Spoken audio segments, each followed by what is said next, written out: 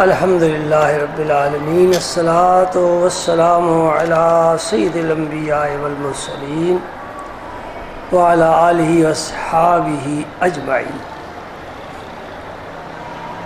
اللہم صلی علی سیدنا محمد وعلی آل سیدنا محمد وبارک وسلم۔ اللہم صلی وسلم علی رسولک الکریم وآلہ الطاہرین، رب اغفر وارحم وانت خیر الراحمین۔ السلام علیکہ ایہا النبی ورحمۃ اللہ وبرکاتہ۔ اللہم صلی علی سیدنا محمد وعلی آل سیدنا محمد کما صلیت علی ابراہیم وعلی آل ابراہیم انکا حمید مجید۔ اللہم بارک علی سیدنا محمد وعلی آل سیدنا محمد کما بارکت علی ابراہیم وعلی آل ابراہیم انکا حمید مجید۔ بسم اللہ الرحمن الرحیم۔ وعن ابی ہریرہ رضی اللہ تعالی عنہ قال قال رسول اللہ صلی اللہ علیہ وسلم لو یعلم المؤمن ما عند اللہ من العقوبہ ما طمع بجنتہ احد ولو یعلم الکافر ما عند اللہ من الرحمہ ما قنط من جنتی احد، متفق علیہ۔ جناب سیدنا ابو ہریرہ رضی اللہ تعالیٰ عنہ فرماتے ہیں کہ رسول اللہ صلی اللہ علیہ وسلم نے فرمایا، اگر بندہ مومن کو یہ پتہ چل جائے کہ اللہ تعالیٰ کس حد تک سزا اور عذاب دے سکتا ہے تو کوئی بھی جنت کا خیال بھی نہ کرے کہ میں تو اس قابل ہی نہیں۔ اس کے غضب کو دیکھ کر بندے کے ذہن میں کبھی جنت کا تصور بھی نہ آئے۔ اور اگر کافر کو پتہ چل جائے نا کہ اللہ پاک کے پاس رحمت کا کس طرح خزانہ ہے تو کافر جنت سے کبھی مایوس نہ ہو۔ اس حدیث پاک کا مفہوم یہ ہوا کہ خوف اور رجا، امید، ان دونوں کی درمیانی حالت کا نام ایمان ہے۔ الایمان بین الخوف والرجا۔ اگر خوف غالب آ جائے تو مایوسی پیدا ہو جاتی ہے، اگر رحمت کا تصور ذہن پر غالب آ جائے تو گناہوں پر آدمی دلیر ہو جاتا ہے۔ اللہ پاک نے اس کے درمیان ایمان کی حالت اور کیفیت رکھی ہے کہ اللہ تعالیٰ کی رحمت پر بھروسہ کرتے ہوئے عمل کرے، اور عمل کرنے کے بعد پھر اللہ سے ڈرے کہ پتہ نہیں میرا عمل اس کی جناب میں قبول بھی ہوا ہے کہ نہیں ہوا، اور جو میں نے کچھ اچھا عمل کیا ہے یہ بھی اللہ تعالیٰ کی رحمت سے ہوا ہے۔ جناب سیدنا عمر فاروق رضی اللہ تعالیٰ عنہ کا قول اس حدیث پاک کی وضاحت میں بہت ہی اہم ہے۔ آپ بہت زیرک تھے، حضرت عمر رضی اللہ تعالیٰ عنہ بہت دانا تھے، معاملہ فہم، دور اندیش، اور آدمی کو پہچاننا سمجھنا یہ تو آپ پر ختم تھا۔ بس آپ کے سامنے سے آدمی گزر جائے نا، سر سے لے کر پاؤں تک آپ اس کا وزن کر لیا کرتے تھے، اور ان سے بھی زیادہ عقل والے ابو بکر صدیق ہیں جنہوں نے اپنے بعد ان کا انتخاب فرمایا۔ ابو بکر صدیق رضی اللہ تعالیٰ عنہ نے انہیں نامزد فرمایا ہے کہ میرے بعد یہ خلیفہ ہوں گے۔ یہ دونوں ہی بڑے ذہین ہوئے، اور دونوں پھر میرے نبی پاک کے قدموں کی خاک کو نہیں پہنچ سکتے جب سرکار نے فرمایا اے اللہ عمر کو اسلام کی دولت عطا فرما۔ خدا سے مانگ لیا نا عمر کو۔ اس نوجوان میں اللہ کے رسول نے کیا کچھ دیکھا تھا، تو معلوم ہوتا ہے کہ یہ عمر کوئی معمولی انسان نہیں، یہ مراد رسول ہے۔ اللہ کے رسول نے ان کا انتخاب فرمایا صلی اللہ علیہ وآلہ وسلم۔ آپ کا قول میں نے دیکھا ہے، آپ فرماتے ہیں اگر قیامت کے دن یہ اعلان ہو قدرت کی طرف سے کہ صرف ایک شخص جنت میں جائے گا، دوسرا کوئی نہیں جائے گا، تو فرماتے ہیں میں امید کروں گا وہ میرا ہی نام ہوگا۔ یہ رحمت کی امید ہے۔ اور اگر یہ اعلان ہو کہ دوزخ میں صرف ایک شخص کے بھیجوں گا اور کسی کو نہیں بھیجوں گا، تو میرا خیال ہوگا شاید وہ میرا ہی نام کہیں نہ ہو۔ ادھر امید ہے، ادھر خوف الہی ہے۔ اس کے درمیان ہمارا ایمان کی کیفیت ہے۔ سیدنا عبداللہ بن مسعود رضی اللہ تعالیٰ عنہ جلیل القدر صحابی ہیں، پہلے بار ان کا ذکر ہو چکا ہے۔ حضور نے فرمایا تھا جس نے قرآن پاک پڑھنا سیکھا ہو ابن مسعود سے سیکھے۔ جس ذات پر قرآن نازل ہوا ہے وہ بطور مثال جس صحابی کو پیش کر رہے ہیں، بڑی عظمت ہے۔ ایک دن پڑھ رہے تھے، سرکار مسجد کے باہر کھڑے ہو کر سن رہے تھے۔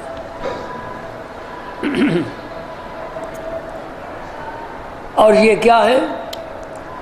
کنیفۃ العلم۔ حضرت عبداللہ بن مسعود کنیفۃ العلم، یعنی اس کا لفظی معنی بنتا علم کا تھیلا۔ ان کے وجود میں سارا علم بھرا ہوا تھا۔ 3 عبداللہ نامی ہیں، سرکار کے صحابی ہیں، فقہ ان پر ختم ہے۔ ان میں سے ایک یہ ہے، ایک عبداللہ ابن عباس ہے، ایک عبداللہ ابن عمر ہے۔ انہیں عباد اللہ ثلاثہ کہتے ہیں، 3 عباد اللہ کے بندے، ان پر فقہ ختم ہے۔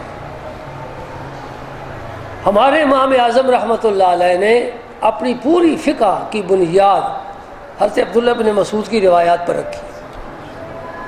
جس طرح ہم امام اعظم کے مقلد ہیں، یعنی ان سے فیض لیتے ہیں مسائل کے سلسلے میں، امام اعظم رحمۃ اللہ علیہ سارے مسائل عبداللہ بن مسعود سے سیکھتے ہیں۔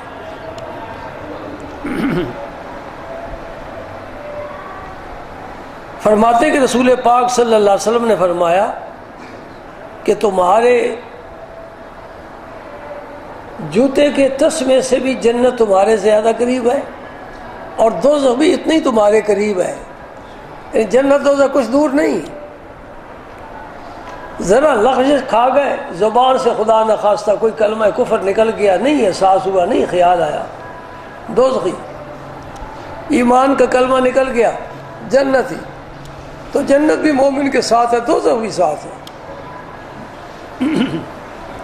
اس لیے بزرگان دین نے زبان پر پہلا لگانے کو حکم دیا ہے۔ اسے آزادی نہ دو، پہلے تولو پھر بولو، کیونکہ اسی کے حرکت سے آدمی سولی پر بھی چڑھ جاتا ہے۔ یہ زبان بہت زبردست ہے۔ حسینہ عمر فاروق رضی اللہ تعالیٰ عنہ ایک دن حسینہ ابو بکر صدیق رضی اللہ تعالیٰ عنہ کے حجرے میں حاضر ہوئے تو دیکھا نبی کریم صلی اللہ علیہ وسلم کا تربیت یافتہ یہ صحابی، صحابہ کے سردار، اپنی زبان مبارک پکڑ کر کھینچ رہے ہیں۔ اچانک حضرت عمر آ گئے، فرمایا ابو بکر یہ کیا کر رہے ہو؟ فرمایا عمر تمہیں پتہ نہیں، یہی جنت میں لے جاتی ہے، یہی دوزخ میں لے جاتی ہے۔ میں اسے کھینچ کر تبھی کر رہا ہوں کہ خبردار غلط نہ استعمال ہونا، حق بات کہنا۔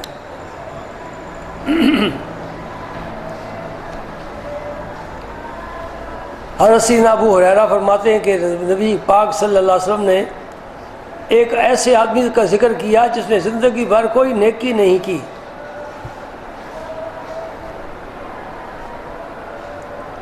اسرف رجل علی نفسی کا یہ معنی ہے، اس نے اپنی جان پر بڑا ہی ظلم کیا ہے، بڑی حد سے تجاوز کیا ہے۔ اسراف کا کیا معنی ہے؟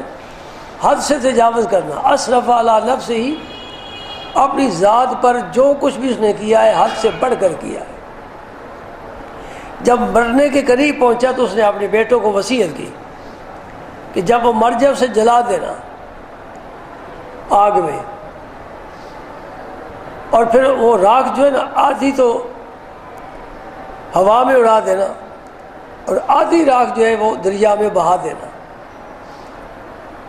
اس لیے یہاں ایک لفظ ہے توجہ کے قابل، فواللہ ان قدر اللہ علیہ، قدر کا معنی یہاں یہ معنی کبھی نہیں کرنا اگر اللہ تعالیٰ قادر ہوا، یہ تو اللہ کی قدرت میں شک ہے اور اس سے ایمان جاتا رہتا ہے۔ ایمان یقین کا نام ہے، تصدیق کا نام ہے، یقین محکم۔ یہاں قادرہ کا معنی ہے تنگ کرنا، قرآن پاک میں یہ لفظ استعمال ہوا ہے۔ اگر اللہ تعالیٰ نے اس پر تنگی فرمائی تو اس کو ایسا عذاب دے گا کہ عالمین میں ایسا عذاب اس رب نے کسی کو نہیں دیا۔ پتہ میں نے کوئی نیکی نہیں کی، اس کا معنی یہ ہے کہ اگر اللہ پاک نے تنگی نہ فرمائی پھر تو خیر ہے نا، اگر تنگی فرمائی تو مجھے سخت عذاب دے گا، اس لیے کہ میرے دامن عمل میں کوئی اچھا کام نہیں ہے، کوئی خوبی نہیں، کوئی نیکی نہیں۔ نبی کریم صلی اللہ علیہ وسلم فرماتے ہیں جب وہ مر گیا تو اس کے گھر والوں نے ایسے ہی کیا جس طرح اس نے وصیت کی تھی۔ یہ بھی یاد رکھنا، وصیت کوئی شریعت کی کسوٹی پر ہمیں حکم ہے پرکھنے کا، اور جو خلاف شرع کوئی وصیت کرے وہ قابل قبول نہیں ہے۔ یہ چونکہ پہلی امتوں کا واقعہ ہے اس لیے ہم اس پر قیاس نہیں کر سکتے۔ ہمارے نبی پاک صلی اللہ علیہ وسلم نے وصیت کے احکام بلکہ قرآن پاک میں اللہ تعالیٰ نے مقرر فرما دیا۔ مثلا ایک آدمی کہتا ہے اولاد سے تنگ ہے، بیٹا نافرمان ہے، تو وصیت کرتا ہے میری ساری جائیداد جو ہے نا یہ فلاں مسجد کو مدرسے کو دے دینا، نہ بھی نا تو وصیت نہیں کر سکتا۔ یوصیکم اللہ فی اولادکم للذکر مثل حظ الانثیین، رب نے پورا رکوع وصیت کا سب کے حصے مقرر فرمائے۔ ہاں تیری وصیت تیرے مال کے تیسرے حصے میں جاری ہو سکتی ہے، 2 حصے جو ہے نا وہ تیرے وارثوں کے ہیں، ثلث مال سے زیادہ وصیت نہیں جاری ہو سکتی، اور وارث کے حق میں وصیت ویسے بھی نہیں ہوتی، وارث کے لیے وصیت نہیں ہے، وہ شریعت نے اس کے حصے مقرر فرما دیے۔ باپ کو کوئی حق نہیں پہنچتا کہ وہ کہے اسے اتنا دینا، اس کو اتنا دینا۔ باہر کہ وہ مر گیا اور اس کی وصیت کے مطابق اس کو جلا دیا گیا، اب اس کے ذرے ذرے بکھر گئے، پانی میں پگھل کر نہ جانے کہاں چلے گئے۔ اللہ تعالیٰ اپنی قدرت بھی دکھاتے ہیں نا کہ بندے مومن کا میری قدرت پر کتنا یقین ہے۔ فامر اللہ البحر فجمع ما فیہ، اللہ پاک نے حکم دیا سمندر نے اس کا سارا جو تھا حصہ جمع کر کے پیش کر دیا۔ یا اللہ تیری امانت، تو حکم دے بھلا ہم پیش نہ کریں۔ وامر البر فجمع ما فیہ، کہ اللہ پاک نے خشکی کو حکم دیا، اور میدانوں اے صحراؤ میرے بندے کے جو ذرات تمہارے پاس ہے سارے جمع کر کے لاؤ، سارے جمع ہو گئے۔ مشرکین مکہ کی کھوپڑی میں اتنی بات نہیں آ سکتی تھی کہ جس رب نے ہمیں پہلی دفعہ پیدا کیا وہ دوبارہ بھی پیدا کر سکتا ہے۔ نہیں، وہ بڑے حیران ہوتے تھے کہ یہ کس طرح ہو سکتا ہے کہ ہم مر جائیں، ہمارے جسم کو مٹی کھا جائے، اور ہزاروں سال گزر گئے جو ہم سے پہلے فوت ہوئے، تو کیا اللہ تعالیٰ سب کو پھر زندہ کرے گا؟ قرآن پاک کا مطالعہ کرنے والے پر مخفی نہیں ہے، اور اللہ پاک نے جگہ جگہ اس کی تردید فرمائی ہے۔ لَيُبْعَثُنَّ، لام بھی تاکید کا، نون بھی تاکید، لَيُبْعَثُنَّ لَتُبْعَثُنَّ، تمہیں ضرور ضرور اٹھایا جائے گا، ثُمَّ لَتُنَبَّئُنَّ بِمَا عَمِلْتُمْ، اور جو تم نے اعمال کیے ہیں وہ بھی میں نے محفوظ رکھے ہیں، وہ تمہارے سامنے رکھے جائیں گے، یہ تو نے عمل کیا ہے۔ یہ کیسے ہو سکتا ہے کہ خالق کائنات ہو اور اس نے اپنی قدرت کاملہ سے انسان کو پیدا کیا، موت بھی وہی دیتا ہے، موت کے بعد اٹھانے کی قدرت بھی رکھتا ہے۔ دیکھتے نہیں زمین بالکل بنجر ہو گئی، خشک ہو گئی، رب رحمت کی بارش برساتا ہے، زمین پھر زندہ ہو جاتی ہے، سرسبز و شاداب ہو جاتی ہے۔ سب کو جمع کر کے رب نے کہا اسے میرے پاس لاؤ، اللہ کے حضور پیش ہو گیا وہ، لما فعلت ھذا، یہ تو نے کیوں کہا ہے کہ میرے جسم کے کچھ حصے کو جلا دینا، کچھ حصے کو ہوا میں اڑا دینا اور کچھ دریا میں بہا دینا، یہ تو نے کیوں کہا ہے؟ اللہ جانتا تو سب کچھ ہے نا۔ سوال کرنے سے لا علمی تو نہیں ثابت ہوتی کہ پوچھ لیا نبی پاک نے جبریل سے، تو کہنے والا مولوی کہہ رہا ہے کہ علم ہوتا تو نہ پوچھتے۔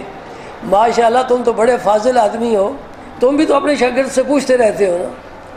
جی ممتحن سکول میں آتا ہے نہیں پوچھتا، ہم بچپن میں سکول پڑھتے تھے، ہم سے پہاڑے پوچھتے تھے، تو کیا ہمارے ٹیچر کو پتہ نہیں تھا؟ سوال علم کے منافی نہیں ہے، اس میں بڑی حکمتیں ہوتی ہیں۔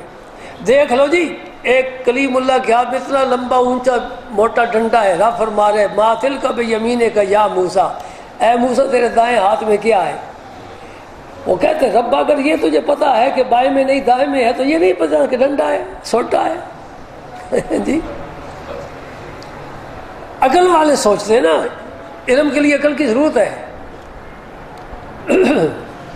ایک بے عقل کو علم مل جائے تو مسئلہ حمار یحمل اسفارا، وہ گدھے کی مانند ہے، اوپر آپ نے جناب لائبریری لا دی، چل بھائی، وہ گدھے پر لائبریری لانے سے وہ عالم تو نہیں نہ بن جاتا۔ علم کے لیے عقل کی ضرورت ہے جی۔ اور ایک تیسری چیز کی ضرورت ہے، وہ بتاؤں، قرآن پاک کو بھی وضو آدمی ہاتھ نہیں لگا سکتا، اور جنبی آدمی زبان سے بھی تلاوت نہیں کر سکتا۔ بے وضو آدمی زبان سے تلاوت کر سکتا ہے، ہاتھ نہیں لگا سکتا۔ جنبی آدمی جس کا جسم ناپاک ہے وہ زبان سے بھی تلاوت قرآن کی نہیں کر سکتا۔ کیا مطلب؟ قرآن کہتا ہے تیری زبان پاک ہوگی تو پھر میں تیری زبان پر آؤں گا، ورنہ نہیں آؤں گا۔ ایسے ہی ہے نا، تو جو قرآن کے معنی اور مفہوم ہے یہ زبان پر نہیں آتے، یہ دل و دماغ پر آتے ہیں۔ جس کا دل پاک ہے عقیدے کے لحاظ سے کسی کامل کے ساتھ وابستہ ہے، اس کے دل و دماغ پر قرآن کے وہ معنی اور مفہوم آتے ہیں، اور جس کا دماغ خراب ہے اس پر نہیں آتے۔ ویسے صفحے کے صفحے لکھ دے گا۔ اور دالین کا معنی گمراہ، وَوَجَدَكَ ضَالًّا فَهَدَىٰ، یہاں بھی معنی گمراہ، تو خود گمراہ اس لیے ہم گمراہ منع کر رہا ہے۔ نبی کا ایک سیکنڈ بھی گمراہی میں نہیں گزر سکتا، وہ ازل سے ہدایت یافتہ ہے۔ یاسین والقرآن الحکیم انک لمن المرسلین علی صراط مستقیم، کائنات کی تخلیق سے کتنے سال پہلے رب نے سورہ یاسین لکھی ہے، اور اس وقت فیصلہ فرمایا ہے میرے حبیب تو کیا ہے؟ یاسین، سین کا معنی امام جعفر صادق فرماتے ہیں یا سید البشر، سین ہے سید البشر کی طرف اشارہ۔ رب نے نبی پاک کو سید البشر فرمایا، بشر ہونا اور ہے، سید البشر ہونا اور ہے، فرق ہے نا۔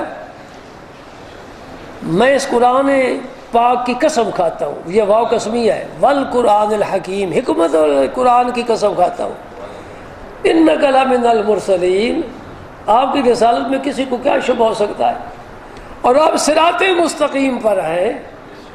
پیغمبر معصوم ہوتا ہے، قبل نبوت بھی یعنی اعلان نبوت، بعد اعلان نبوت بھی اس کا دامن کبیرہ تو کبیرہ رہا، صغیرہ سے بھی آلودہ نہیں ہوتا، آمدن تو آمدن رہا، خطان بھی پیغمبر کی عمل جو ہے وہ حق کے راستے سے ہٹ کر نہیں ہوتا۔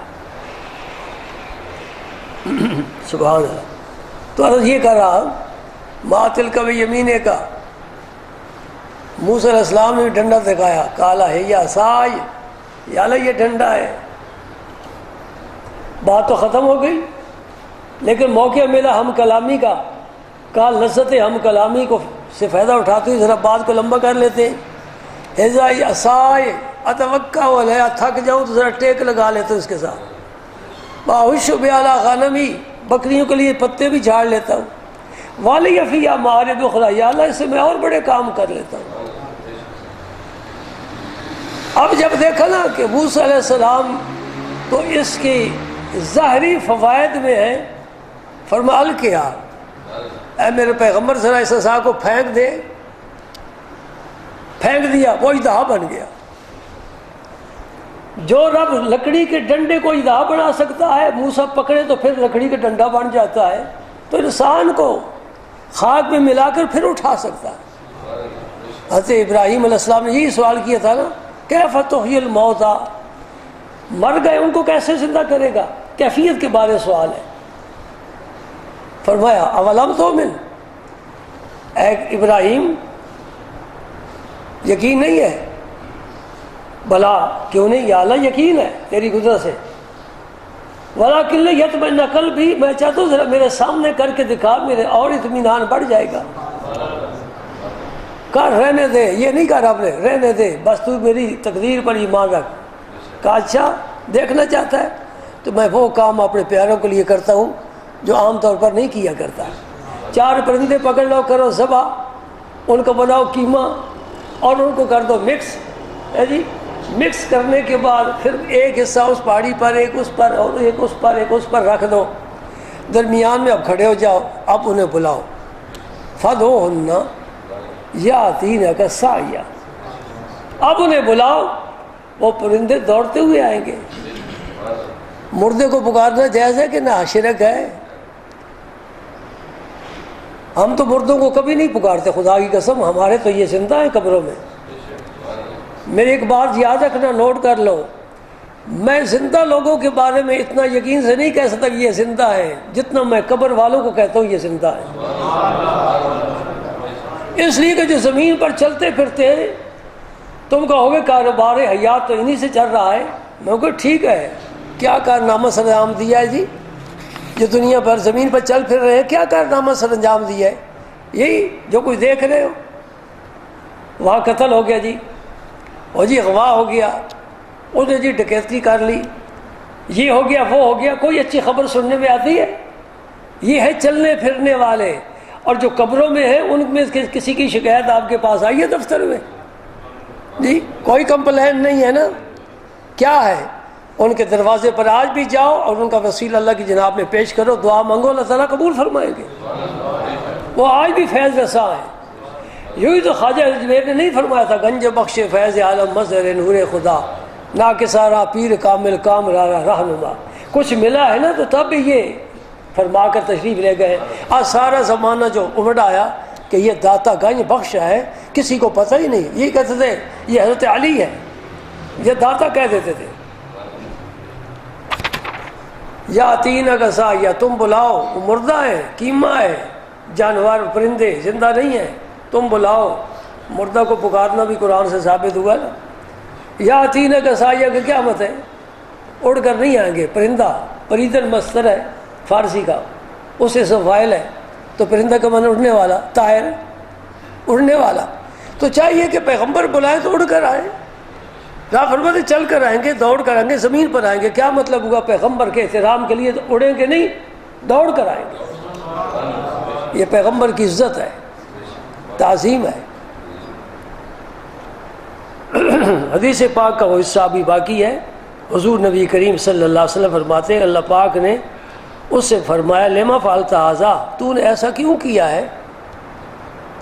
قال من خشیتک یا رب وانت اعلم، اے اللہ تو اچھی طرح جانتا ہے میں بہت ڈرا ہوا تھا تجھ سے، میں بہت ڈرا ہوا تھا کہ میرا کوئی اچھا عمل نہیں ہے، رب مجھے بڑا عذاب دے گا. میرے آقا رحمت للعالمین فرماتے فغفر لہ، رب نے اس کو بخش ہی دیا. تیرا کوئی عمل نہ صحیح ہے جی، میری رحمت بہت ہے. سبحان اللہ. کاتب ربکم علی نفس رحمہ، قرآن پاک کی آیت ہے نا، کاتب ربکم علی نفسہ الرحمہ. اللہ کے ذمہ کوئی یہ ضروری نہیں، مجبوری نہیں رب کو کہ خواہ مخواہ رحمت فرمائے، لیکن اس نے اصل میں ہی اپنے نام کے ساتھ یہ رحمت لکھ لی ہے کہ میں بندوں پر رحمت فرماؤں گا. کاتب علی نفسہ الرحمہ. سبحان اللہ. سیدنا عمر رضی اللہ تعالیٰ عنہ فرماتے ہیں کہ نبی کریم صلی اللہ علیہ وسلم کے پاس قیدی آئے. ان میں ایک عورت تھی اور اس کے پستان دودھ سے بھرے ہوئے تھے، اور وہ دودھ جو ہے نا پستانوں سے چھلک رہا تھا. اب وہ مجبور تھی کہ کوئی بچہ مجھے ملے میں اس کو دودھ پلاؤں. جس بچے کو بھی دیکھتی نا تو اس کو اپنی چھاتی سے لگا کر دودھ پلا دیتی. سرکار یہ منظر دیکھ رہے تھے. آپ نے حضرت عمر فرماتے ہیں ہمیں مخاطب ہو کر فرمایا میرے یارو مجھے بتاؤ، یہ تو اس کے بچے نہیں جن کو دودھ پلا رہی ہے، اگر اس کا اپنا بچہ ہوتا تو یہ ماں اپنے بچے کو آگ میں ڈالتی، پھینکتی آگ میں؟ قلنا لا، ہم نے کیا رسول اللہ یہ اپنے بچے کو تو کبھی آگ میں نہ ڈالتی، یہ کیسے ہو سکتا ہے؟ اپنا خون ہو، اپنا بیٹا ہو اور اس کو عذاب میں ڈال دے، آگ میں ڈال دے۔ ماں اپنی اولاد پر بہت زیادہ شفیق ہے۔ رحمت کائنات فرماتے للہ ارحم بعبادہ من ہذہ بولدہا، یہ عورت اپنے بچے پر اتنی مہربان نہیں ہے جتنا اللہ اپنی مخلوق پر مہربان ہے۔ یہ مسئلہ سمجھانا تھا سرکار نے۔ اس ایک منظر کو دیکھ کر صحابہ کا ذہن کدھر آپ نے موڑ دیا اور اللہ کی رحمت کا درس دیا۔ فرمایا کہ ماں اپنے بچے پر اتنی مہربان نہیں ہے جتنا اللہ تعالیٰ اپنی مخلوق پر مہربان ہے۔ ایک دفعہ نبی کریم صلی اللہ علیہ وسلم نے فرمایا کہ کسی شخص کو اس کا عمل نجات نہیں دے گا کہ میں بڑا نیک ہوں جی، میں نے اتنے حج کیے، عمرے کیے، مسجد میں سارا دن میرا گزرتا ہے سجدوں پر سجدے، اللہ کے فضل سے میں تہجد بھی پڑھتا ہوں، اشراق چاش بھی پڑھتا ہوں، اوابین بھی پڑھتا ہوں، صلاۃ و تسبیح بھی پڑھتا ہوں، جی صوم داؤدی بھی رکھتا ہوں، صدقہ و خیرات بڑا کرتا ہوں۔ بعض لوگوں کو میں کہتا ہوں نا نیکی کا حیضہ ہو جاتا ہے، بعض لوگوں کو ہو جاتا ہے، کہتے ہیں بس عمل میرے لیے کافی ہے۔ اہل سنت والجماعت کا کوئی فرد یہ ذہن نہیں رکھ سکتا، اس لیے کہ اس نے ایک عہد یاد کی اپنے علماء سے، وہ اکثر پڑھتے ہیں وما ارسلناک الا رحمۃ للعالمین، یہ یاد کی ہے، اور اہل سنت والجماعت کی مسجدوں پر یہ لکھی بھی ہوتی ہے۔ یہ اور ہیں جو رحمت سے مایوس ہیں، ان کا یہ خیال ہے کہ ہمارے لیے ہمارا عقیدہ جو ہے نا عمل ہمارے لیے کافی ہے۔ نبی پاک صلی اللہ علیہ وسلم کی نفی فرما رہے ہیں، یہ متفق علیہ حدیث ہے۔ فرمایا لن ینجی احد منکم عملہ، کسی کا عمل اس کو نجات نہیں دے گا۔ عرض کی یا رسول اللہ ولا انت، یا رسول اللہ کیا آپ بھی؟ نبی پاک صلی اللہ علیہ وسلم نے فرمایا ہاں، الا ان یتغمدنی اللہ منہ برحمتی، اللہ تعالیٰ اگر چاہے گا تو اپنی رحمت سے مجھے ڈھانپ لے گا، جنت میں جو جائے گا وہ اللہ کی رحمت سے جائے گا، عمل کی وجہ سے نہیں۔ تو یہاں ایک بات یاد رکھو، عمل صالح جو ہے نا یہ دخول جنت کا سبب ہے، علت تامہ نہیں ہے۔ یہ ایک علمی نقطہ ہے، اسے بڑا محفوظ رکھنا۔ عمل صالح ضرور کرو، یہ نہیں کہ بے فکر ہو جاؤ، عمل صالح کرو، لیکن دخول جنت کا یہ عمل صالح سبب ہے، علت تامہ نہیں ہے۔ ابھی آپ نے پڑھا ہے کہ وہ شخص جس نے زندگی میں ایک بھی عمل نہیں کیا، اللہ تعالیٰ اس کو بخش دیا نا، جنت میں جا رہا ہے نا۔ اگر علت تامہ ہوتا تو پھر اس کے پاس علت تھی کوئی نہ، یہ تو نہ جا سکتا، ایسا ہے نہیں۔ سمجھ میں آ رہی ہے بات؟ علت تامہ نہیں ہے۔ بعض لوگ جنت میں گئے بغیر عمل کے، بعض عمل والے نہیں جائیں گے۔ تو پھر آپ نے فرمایا سددو وقاربو، سددو کا معنی سیدھے راستے پر رہو، دائیں بائیں نہ جاؤ، قاربو میانہ روی اختیار کرو، باغدو راحو، صبح بھی نیکی کرو شام کو بھی نیکی کرو، وشیء من الدلجہ، رات کے اندھیرے میں بھی نیکی کرو، نماز تہجد پڑھو، والقصدہ القصدہ تبلغو، میانہ روی اختیار کرو، میانہ روی اختیار کرو، منزل کو پا لو گے۔ ہر کام میں اللہ اور اللہ کے رسول کو میانہ روی پسند ہے۔ اللہم صلی علی سیدنا محمد وعلی آل سیدنا